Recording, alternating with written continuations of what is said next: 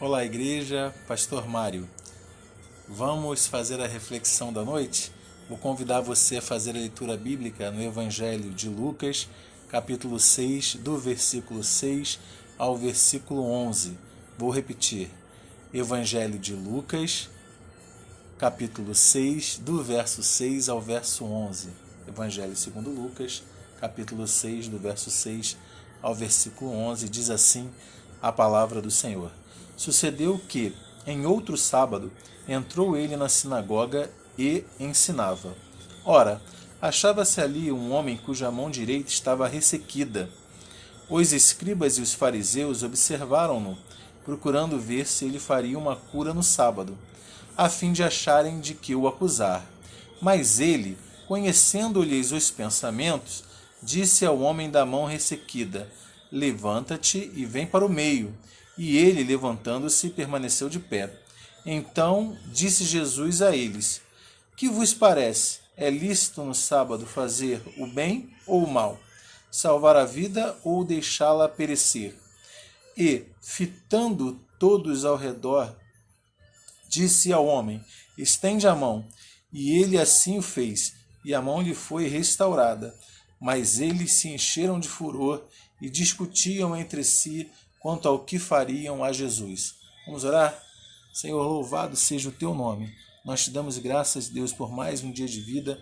Te damos graças, Deus, pela oportunidade que temos agora de celebrar o teu nome por meio desse aplicativo junto com a tua igreja.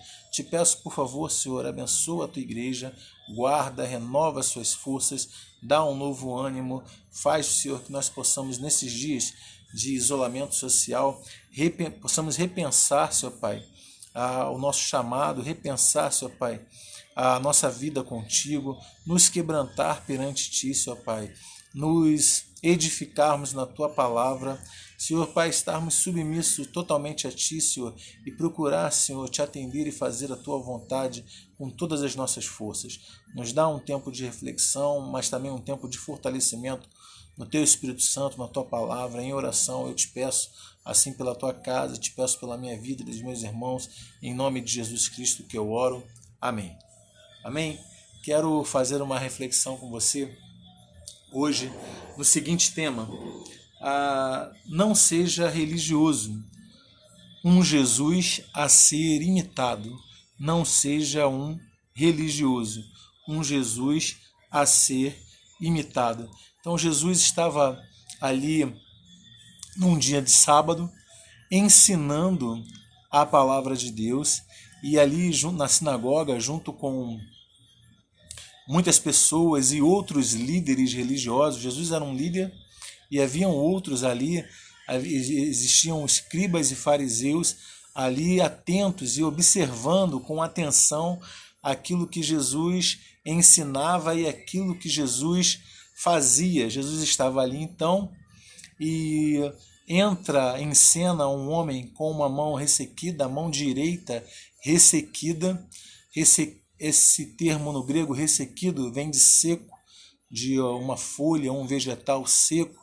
Então provavelmente o que a gente presume, alguns comentaristas também presumem isso, que seria alguma atrofiação muscular que aquele homem apresentava, o que provavelmente o impedia de utilizar a sua mão. E Jesus, ao perceber que aqueles escribas e aqueles fariseus estavam preocupados não com a pessoa que tinha uma necessidade, mas estavam preocupados em poder acusar a Jesus. Jesus, conhecendo seus pensamentos como Deus, ele chama então aquele homem para ali o centro onde ele estava a ensinar. Aquele homem vem, ele confronta aquelas autoridades para saber se é lícito ou não fazer aquela cura. E como ele não obtém resposta, ele pede para aquele homem mostrar a mão. E quando ele vai mostrar a mão já está curada. E aqueles adversários de Jesus que estavam ali, escribas e fariseus, começam a discutir entre si, furiosos, porque na verdade tinham perdido uma batalha com Jesus, estavam ali impotentes, nada podiam fazer diante daquela situação, pois Jesus revelou ali para eles o seu poder, a sua autoridade, como Senhor do sábado, Senhor das doenças, da cura, Senhor da vida. O Senhor Jesus é soberano e Ele é o próprio Deus.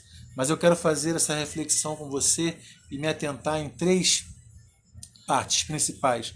Não seja um religioso, um Jesus a ser imitado. Sabe que até mesmo hoje nós podemos fazer da figura de Jesus um reflexo errado. Podemos fazer da figura de Jesus, da figura que os textos bíblicos nos apresentam, nós podemos enxergar um Jesus errado e refletirmos um Jesus errado e acabar sendo um religioso. E Jesus não quer que você seja um religioso, Ele quer que você seja uma pessoa que tenha vida em abundância, a vida nele, porque Ele nos dá vida, Ele é o Senhor da vida, Ele é o Deus Todo-Poderoso. Então, não seja um religioso, um Jesus a ser imitado. Em primeiro lugar, eu quero refletir com você, se preocupe com o que realmente é importante. Se você não quer ser um religioso e quer imitar um Jesus que realmente merece ser imitado, o Jesus das Escrituras, o nosso Deus, o Jesus que é o Senhor da vida, a gente tem que se preocupar com o que é importante. Nos versos 6 e 7, sucedeu então que em outro sábado entrou ele na sinagoga e ensinava. Ora, achava-se ali um homem cuja mão direita estava ressequida. Os escribas e os fariseus observaram-no, procurando ver se ele faria uma cura no sábado, a fim de acharem de que o acusar. Aqueles religiosos não estavam preocupados com as pessoas que estavam ali, com o bem-estar das pessoas que estavam ali, do que Deus tem a falar para cada uma delas. Aqueles homens estavam preocupados no que poderiam acusar a Jesus, no que poderiam distorcer da situação para acusar a Jesus, para confrontar a Jesus, para que Jesus deixasse de ensinar, porque Jesus ensinando incomodava eles. Aqueles homens não estavam preocupados com pessoas, não estavam preocupados com vidas, não estavam preocupados em fazer a vontade do Pai, mas estavam preocupados em atacar, em distorcer, em acusar. Se você quer ser realmente uma pessoa que vive a Jesus e não é um religioso, não esteja preocupado em atacar outras pessoas. Esteja preocupado com o bem-estar de outras pessoas. Queira levar Jesus a todos que você puder alcançar.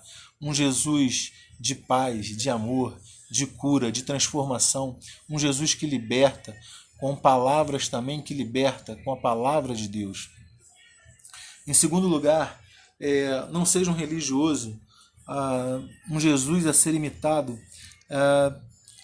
Para que isso ocorra, a gente precisa ser obediente diante daquele que é Deus. Jesus ele está ali na sinagoga, está ensinando, ele chama o homem da mão ressequida para o meio, para que ele fique junto a ele, fique de pé, se mostre, se apresente. E aquele homem é obediente, tanto no primeiro momento quanto no segundo, quando Jesus pede para ele estender a sua mão. Aquele homem é obediente, ele não emite nada, pelo menos Lucas não registra nada do que ele tenha falado. Eu fico imaginando hoje o que aconteceria se numa igreja eu peço, em algum local eu peço para que um homem com uma deficiência venha na frente de todos. Talvez eu seja acusado, vai expor o deficiente, a pessoa especial, mas aquele homem não traz nenhuma objeção a Jesus. Pelo contrário, entendo que aquele homem estava ali quebrantado e até querendo realmente que Jesus o curasse. Nós precisamos ser obedientes. Quando eu falo isso, que nós precisamos ser obedientes, não é que você seja um imitador desse homem que foi obediente a Jesus, não. Que você seja obediente ao próprio Jesus. Jesus, quando estava prestes a ser crucificado, ele sentiu a agonia de levar sobre si o pecado da humanidade toda. E ele ora ao Pai e pede: Senhor, passa de mim esse cálice, porém seja feita a tua vontade e não a minha. Jesus ele é obediente, Jesus ele é um modelo de obediência para cada um de nós. Aquele homem ali naquela situação foi obediente, e nós também, se queremos ser uma pessoa que não é religiosa, mas um imitador de Jesus, o Jesus que merece ser imitado, o Jesus das Escrituras, o Jesus que o Espírito Santo de Deus revela, nós devemos também ser obedientes, ainda que isso implique que eu e você tenhamos que renunciar a algumas coisas. Nós devemos ser obedientes nesses dias e tempos difíceis que temos vivido, obedientes à palavra de Deus. Vou chegar ao terceiro ponto. Não seja religioso, seja um imitador de Jesus, um Jesus que deve ser imitado. Então eu falei, não se preocupe, aliás, se preocupe com o que realmente importa, não seja obediente diante daquele que é Deus. E aí o terceiro ponto é uma dúvida que pode surgir para você. Pastor, mas como é que eu vou saber o que realmente é importante? Como é que eu vou ser obediente a Deus? Quem é que realmente está servindo a Deus de maneira correta e de maneira quebrantada e fiel? Como é que eu vou saber dessas coisas? Talvez aquelas pessoas que estivessem ali próximas a Jesus era fácil, porque eles estavam presentes com Jesus, mas hoje existem tantos líderes, tantos fariseus, tantos escribas espalhados por tantos lugares. Como eu vou saber se aquela pessoa é sincera ou não? Então é aí que a gente vai chegar no terceiro ponto. Não seja um religioso, mas seja um imitador de Jesus, né? Um Jesus que merece ser imitado. Confronte a sua vida com a palavra de Deus. Confronte a sua vida com a palavra de Deus. Não é isso que Jesus faz com aqueles homens? Nos versos 9, 10 e 11, no verso 9 diz assim: então disse Jesus a eles: que vos parece? É lícito no sábado fazer o bem ou o mal? Está falando com os escribas e os fariseus. Salvar a vida ou deixá-la perecer? E fitando todos ao redor, disse ao homem: estende a mão. Vou repetir, então, verso 9. Então, disse Jesus a eles: que vos parece? É lícito no sábado fazer o bem ou o mal? Salvar a vida ou deixá-la perecer? E fitando todos em redor, disse ao homem: estende a mão. E ele assim o fez, e a mão foi restaurada. Jesus confrontou aqueles homens. Para o judeu, salvar uma vida num dia de sábado não é ilícito. Você curar alguém que poderia morrer no dia de sábado não é ilícito. Você sabia disso? Você salvar uma vida não é ilícito, porque o valor da vida se sobrepõe a qualquer lei. Então o judeu não considera salvar uma vida no dia de sábado ilícito. Porém, aquele homem ali, ele não tinha a sua vida em risco, ele tinha a sua mão ressequida. Então, no entendimento daqueles homens, era ilícito fazer a cura, porque seria um trabalho feito num dia de sábado, e eles eram inflexíveis. Jesus não estava salvando a sua vida, Jesus estava curando de uma dificuldade que ele tinha. Mas pensa comigo, e provavelmente Jesus também entendia assim, apesar de o texto não dizer, mas a gente percebe um homem com a sua mão direita ressequida. Imagina você sem a sua mão direita, sendo que a maior parte da população mundial no planeta ela é destra. Imagina você sem a sua mão dominante, podendo ser utilizada. Quanta falta ela te faria?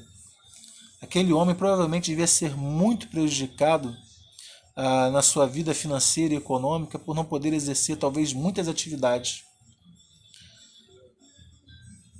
Jesus sabia que curando ele o ajudaria muito e abençoaria muito a sua vida.